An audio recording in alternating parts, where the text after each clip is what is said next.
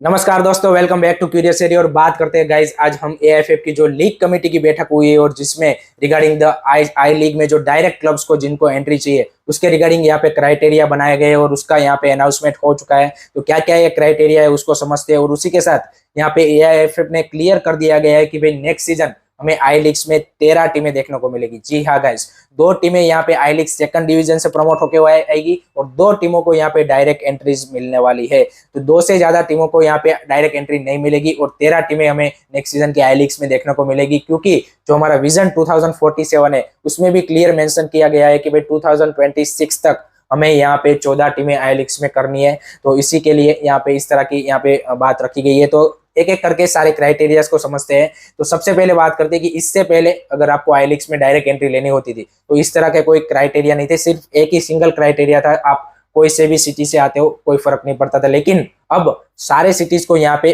3 tier system में divide कर दिया गया है। तो अगर हम बात करें तो टायर 1 सिटीज में यहाँ पे न्यू दिल्ली, मुंबई, बेंगलोर, चेन्नई, अहमदाबाद, पुणे, गुवाहाटी, गुरुग्राम एंड नोएडा को इंक्लूड किया गया है। टीयर 2 सिटीज की बात करें तो वहां पे यहाँ पे जलंधर, लुधियाना, फुगवारा, ईटानगर, रांची, भोपाल, शिलोंग, मंजेरी, कोयम्बतूर एंड तिरुवनंतपुरम को यहाँ पे इंक्लूड किया गया है। और टीयर 3 सिटीज में यहाँ पे जो भी कोई club academy under panchayat rules आता हो उसको यहाँ पे टीयर 3 सिटीज में काउंट किया जाएगा। उसके अलावा टीयर 3 सिटीज में एक एक्स्ट्रा क्राइटेरिया रखा गया है कि आपको का खुद का स्टेडियम होना चाहिए, खुद की ट्रेनिंग फैसिलिटीज होनी चाहिए और आप जहाँ पे बेस्ड हो वहां से 200 किलोमीटर से ज्यादा एयरपोर्ट दूर नहीं होना चाहिए। तो ये टीयर 3 सिटीज के लिए क्राइटेरिया रखा गया है। अगर हम दूसरे क्राइटेरिया की बात करें तो वो रखा गया है मिनिमम बिड वैल्यू की जो आपको डालनी पड़ेगी। तो टीयर 1 सिटीज के लिए वो यहाँ पे 5 करोड़ रखी गई है, टीयर 2 सिटीज के लिए यहाँ पे वो 2.5 करोड़ रखा गया है और टीयर 3 सिटीज के लिए यहाँ पे वो 1 करोड़ रखा गया है। और इसमें से जो मैक्सिमम बिड वैल्यू डालेगा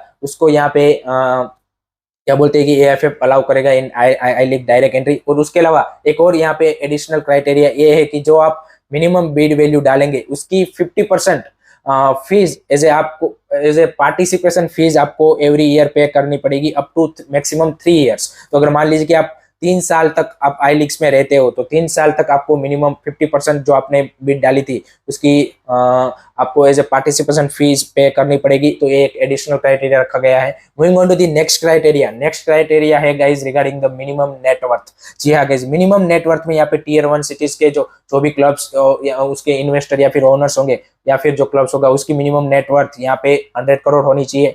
टीयर 2 सिटीज के लिए वो 50 करोड़ रखा गया है और टीयर 3 सिटीज के लिए यहाँ पे वो 40 करोड़ रखा गया है।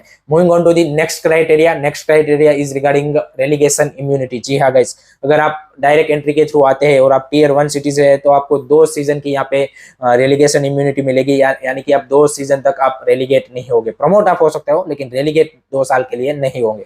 उसी के अलावा टीयर 2 सिटीज के लिए भी सेम है 2 सीजन एंड टीयर 3 सिटीज के लिए यहाँ पे 1 सीजन का यहाँ पे रेलीगेशन इम्यूनिटी रखा गया है।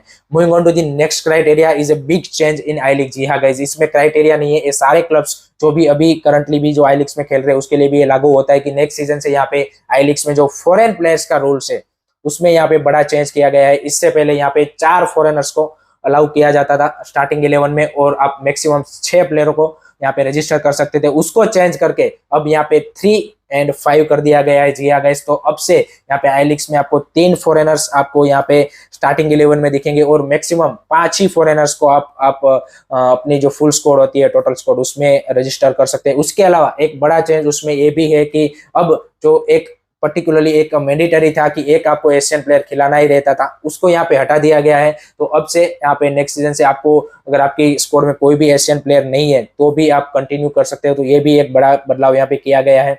Moving on to the next criteria, वो भी एक बड़ा चेंज सभी क्लबों को जो लागू होता है वो होता है रिगार्डिंग द अंडर 22 प्लेयर्स। जी हाँ गाइस, तो अंडर 22 प्लेयर्स आपकी जो टोटल स्क्वाड होगी उसमें मिनिमम आपको 5 अंडर 22 प्लेयर्स आपको रजिस्टर करने पड़ेंगे। तो ये भी एक और एडिशनल यहाँ पे सभी आई लीग्स क्लब्स जो भी नेक्स्ट सीजन खेलेंगे उनके लिए रखा गया है। तो इस तरह के यहाँ पे बड़े बदलाव यहाँ पे एएफएफ की जो लीग कमेटी है उन्होंने जो ये मीटिंग हुई थी उसमें रखा गया है। उसके अलावा जो यहाँ पे बीड्स की बात हो रही है वहां पे अभी करंटली बताया जा रहा है कि 3 यहाँ पे सिटीज से बीड आ चुकी है। एक तो पंजाब से हम सबको पता है कि नामधारी स्पोर्ट्स एकेडमी ने डाली है, उसके अलावा एक दिल्ली से भी बीड आई है और उसके अलावा एक बेंगलोर से भी आई है। तो करंटली ये न्यूज आ रही कि इन 3 सीटों से यहाँ पे डायरेक्ट एंट्रीज के लिए बीड आई है। और उसके अलावा एक और यहाँ पे क्लेरिफिकेशन ये है कि जो भी क्लब्स इस सीजन आई लीग्स में रेलीगेट हुए हैं, यहाँ पे सुदेवा दिल्ली एंड कैंकरे एफसी, वो यहाँ पे नेक्स्ट सीजन के लिए डायरेक्ट एंट्रीज के लिए यहाँ पे अप्लाई नहीं कर सकते। तो उनको यहाँ पे रेलीगेशन एंड प्रमोशन के थ्रू ही आना पड़ेगा अगर उनको